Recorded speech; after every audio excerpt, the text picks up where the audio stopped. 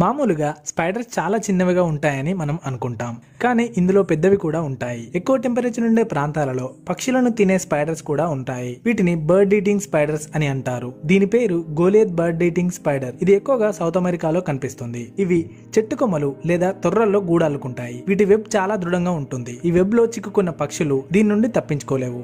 ఆ పక్షి వెబ్ లో చిక్కుకోగానే దానిపై ఒక రకమైన విషాన్ని చిమ్మి అది చనిపోయేలా చేసి తర్వాత దాన్ని తింటుంది.